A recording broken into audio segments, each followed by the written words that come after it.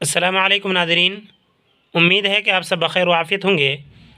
آج ہم اردو زبان کی چوتھی کا سبق نمبر 1 کا تیسرا حصہ پڑھنے جا رہے ہیں۔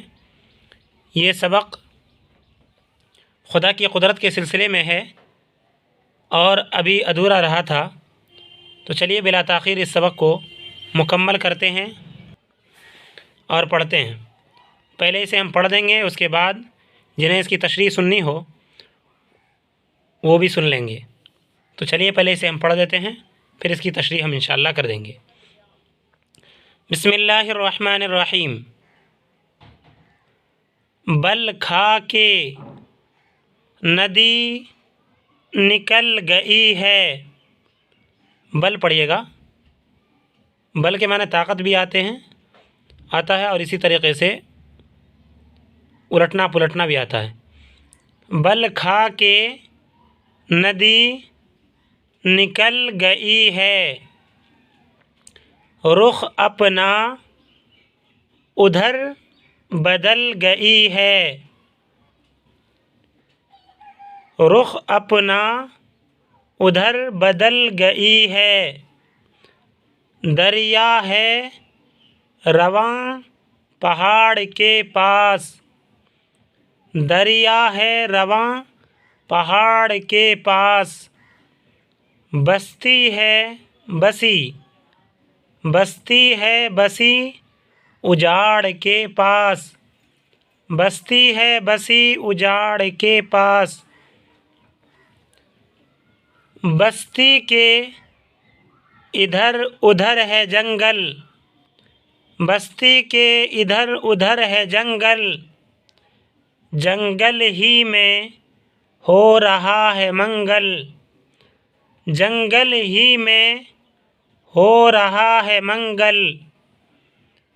مٹی سے خدا نے باغ اگائے، مٹی سے خدا نے باغ اگائے، باغوں میں اسی نے پھل پکائے، باغوں میں اسی نے پھل پکائے۔ میوے سے لدی ہوئی ہے ڈالی، میوے سے لدی ہوئی ہے ڈالی، دانوں سے بھری ہوئی ہے بالی، دانوں سے بھری ہوئی ہے بالی۔ سبزے سے ہرا بھرا ہے میدان، سبزے سے ہرا بھرا ہے میدان۔ اونچے اونچے درخت ذیشاں، اونچے اونچے درخت ذیشاں۔ ہم کھیلتے ہیں وہاں کبڈی، ہم کھیلتے ہیں وہاں کبڈی۔ میری ہے کوئی، میری ہے میری نہیں پڑھیے گا، میری ہے کوئی کوئی پھسڈی۔ گائیں بھینسیں عجب بنائیں، گائیں بھینسیں عجب بنائیں۔ کیا دودھ کی ندیاں بہائیں، کیا دودھ کی ندیاں بہائیں۔ پیدا کیے اونٹ بیل گھوڑے، پیدا کیے اونٹ بیل گھوڑے۔ ہر شے کے بنا دیے ہیں جوڑے، ہر شے کے بنا دیے ہیں جوڑے۔ شے معنی چیز۔ روشن آنکھیں بنائیں دو دو، روشن آنکھیں بنائیں دو دو۔ قدرت کی بہار دیکھنے کو، بے پر زور پڑیے گا، قدرت کی بہار देखने को,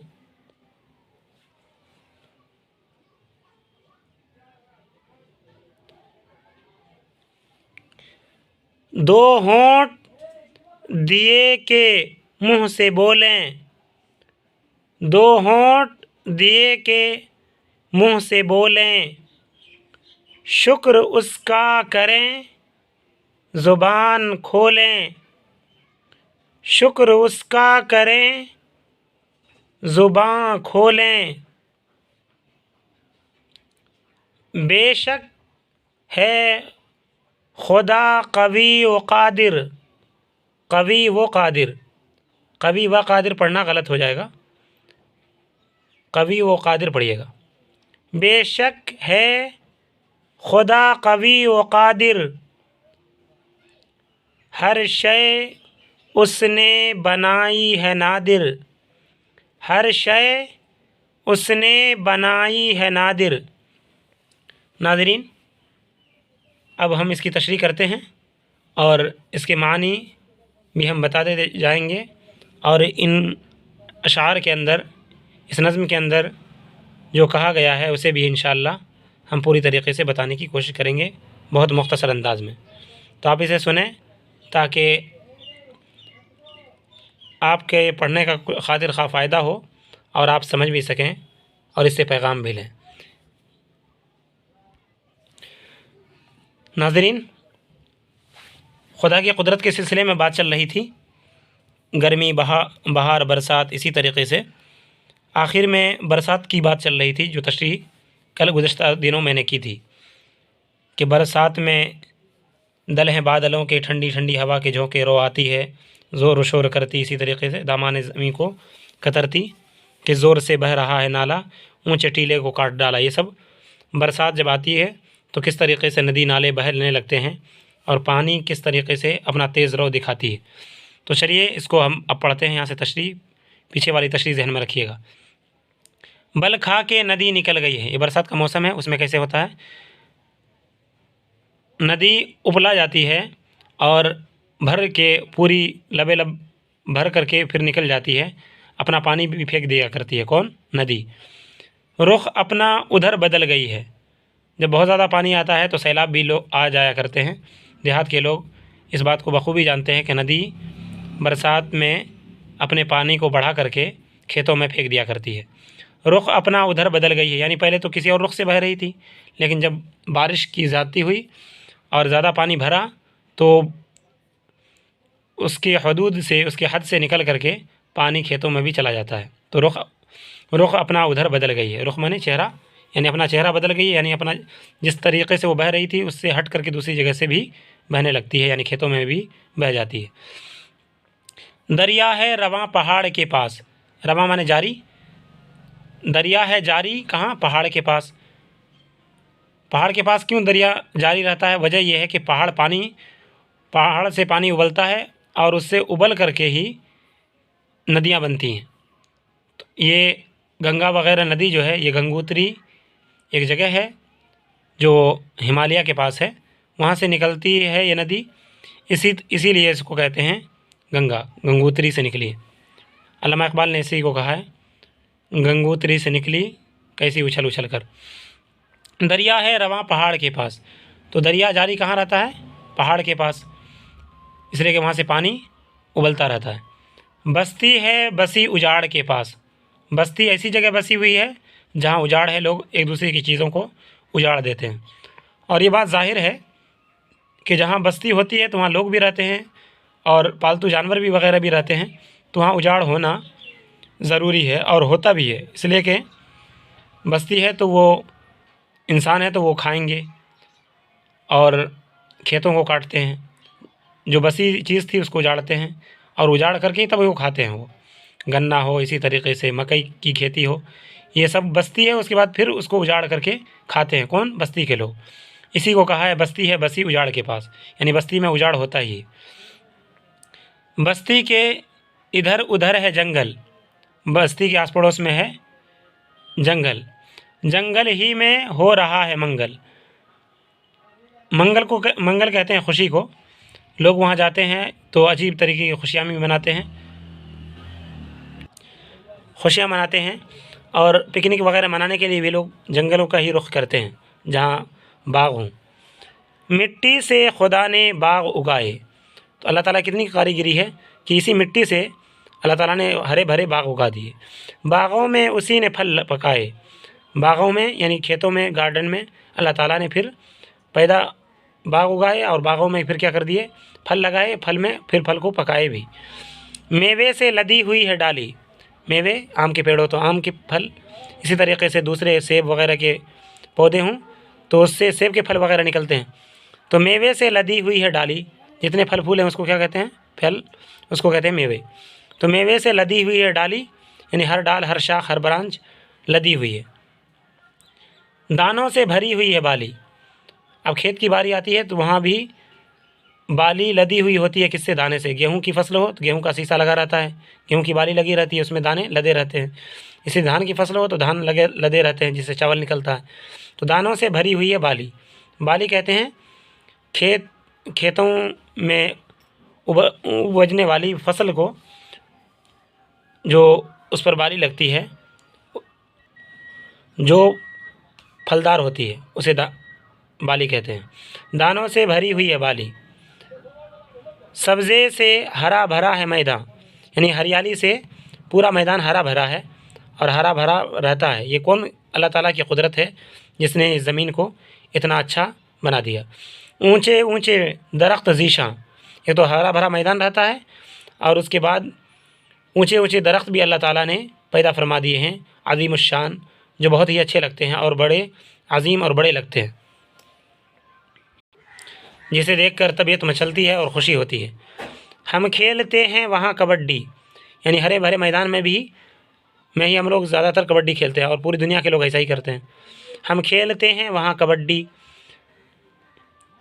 मीरी है कोई फिसड्डी, खेलने में कोई मीरी होता है यानी तेज़ होता है, आगे रहता है, कोई फिसड्डी यानी कि पीछे रहता है, उसे उतना अच्छा खेलना नहीं आता, उसे कहते हैं फिसड्डी।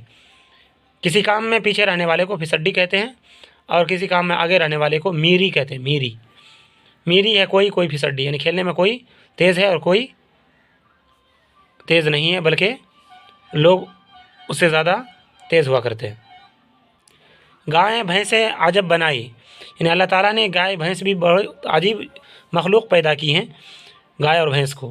क्या दूध की नदियाँ बहाईं, दूध की नदी तो नहीं थी, लेकिन अल्लाह ताला ने गाय भैंस इतनी पैदा फरमा दी कि उसके ज़रिए से इंसान दूध इतनी वाफर मकदार में, इतनी ज़्यादा मकदार में लेता है कि जैसे कि नदियाँ बह गई हों। इंसानों को कमी नहीं होती है, जब उसे मिठाइयाँ खानी हो तो दूध की कमी नहीं होती है। तो ये अल्लाह ताला की अजीब बनाई हुई मखलूक है गाय और भैंसें, जिससे अल्लाह ताला ने दूध की नदियाँ बहा दी कि किसी को दूध की कमी नहीं होती। पैदा किए ऊँट बैल घोड़े, उसके साथ ही अल्लाह ताला ने ऊँट भी बनाए, पैदा किए, बैल भी, घोड़े भी पैदा किए। हर शय के बना दिए हैं जोड़े, यानी हर चीज़ के, हर मखलूक के, हर जिन्स के, हर जेंडर के अल्लाह ताला ने जोड़े बना दिए हैं। बैल भैंस, इसी हर एक के जोड़े, इसी तरह ऊँटों के भी जोड़े बनाए, बैलों के जोड़े बनाए, बकरे बकरियाँ, इसी तरीके से सबके जोड़े अल्लाह ताला ने बनाए हैं। रोशन आँखें बनाई दो, रोशन आँखें बनाई दो, उसने दो आँखें बनाई और दोनों रोशन बनाई, ऐसा नहीं कि अंधी आँखें बनाई। कुदरत की बहार देखने को, यानी अल्लाह ताला ने जो बहार दी है दुनिया के अंदर, उस बहार को देखने को और उस खूबसूरती को देखने को अल्लाह ताला ने दो आँखें दी हैं, ताकि इंसान ज़मीन पर बनाई हुई चीज़ों को देख सके और आसमानों को देख सके। दो होंठ दिए कि मुँह से बोले, दो होंठ दिए, दो लब दिए, लिप जिसे कहते हैं, दो होंठ दिए कि मुँह से बोले, बोलने में लिप की मदद लेता है इंसान कि उसके ज़रिए बोलता है। दो होंठ इसलिए दिए ताकि मुँह से बोले। शुक्र उसका करें ज़ुबान खोलें, उसका अल्लाह ताला का शुक्र अदा करें, थैंक्स कहें और अपनी ज़ुबान को खोलें, इसलिए कि अल्लाह ताला ने तुम्हें ज़ुबान दी है बोलने के लिए। अगर ज़ुबान नहीं देता तो तुम बोलते कैसे? ये अल्लाह ताला की कुदरत है जो इसने दिया है, तो उसका शुक्र यही है कि अपनी ज़ुबान खोलो और उसका शुक्र अदा करो। لہذا ہم سبھی انسان کو اللہ تعالیٰ کا شکر ادا کرنا چاہیے۔ نماز پڑھنا، قرآن پڑھنا، یہ سب شکر کے طریقے ہیں جو اللہ تعالیٰ نے ہم سے کروائے ہیں اور اس کو فرض کیا ہے ہمارے اوپر۔ یقیناً بے شک ہے خدا قوی و قادر، قوی کے معنی طاقتور، قادر قدرت والا، یعنی کسی بھی چیز کو پہلی مرتبہ بناتا ہے، وہ اتنی طاقت ہے۔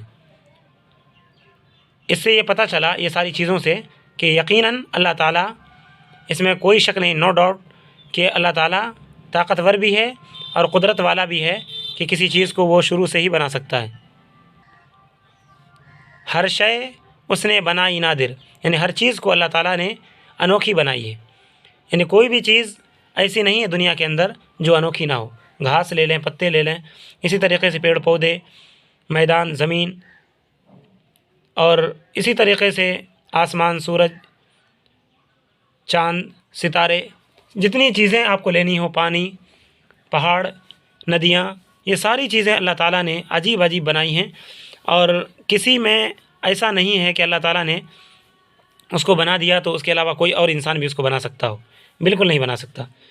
یہ سب کا سب اللہ تبارک و تعالیٰ کی طرف سے ہے، اور اللہ تعالیٰ کے قدرت کے مشیت کی وجہ سے ہم ان چیزوں کو دیکھ رہے ہیں۔ تو ہمیں اللہ تعالیٰ کا شکر ادا کرنا چاہیے، اور اس نظم میں یہ بتایا گیا کہ اللہ تعالیٰ کتنا قادر ہے، کتنا کام کرنے والا ہے، اور کتنی کتنی چیزوں کو بناتا ہے، اور ان چیزوں سے ہم فائدہ اٹھاتے ہیں، لیکن ہم انسان اتنے ناشکرے ہیں کہ اللہ تعالیٰ کا شکر ادا نہیں کرتے۔ لہذا ان اشعار کو پڑھیں، ان نظموں کو پڑھیں، اور اس طریقے کی نظموں کو، اور اس سے ایک پیغام لینے کی کوشش کریں، اور اللہ تعالیٰ کا شکر ادا کرتے رہیں۔ نبی پاک صلی اللہ علیہ وسلم کے ہم امتی ہیں، تو اس کا حق یہی ہے کہ ہم اللہ تعالیٰ کے شکر گزار بندے بنیں۔ آخر میں ناظرین، آپ لوگوں سے یہ درخواست ہے کہ میں کوئی بھی ویڈیو بناتا ہوں اشعار کی یا نظموں کی، تو اس میں پہلی مرتبہ پڑھ دیا کرتا ہوں۔ یہ نہ دیکھا کریں کہ ویڈیو اتنی لمبی ہے، پہلے میں پڑھ دیا کرتا ہوں۔ جس کو پڑھنا ہے، تلفظ کی درست ادائیگی کرنی ہے، تلفظ کو درست کرنا ہے، تو وہیں تک پڑھ کے چھوڑ دے، اور جس کو تشریح کی بھی ضرورت ہو، اس کو بھی سمجھنا چاہیں تو دوبارہ سے میں تشریح بھی کر دیتا ہوں، اس کو بھی آپ نظر انداز نہ کیا کریں، تاکہ آپ کی اردو اچھی طریقے سے اچھی ہو سکے۔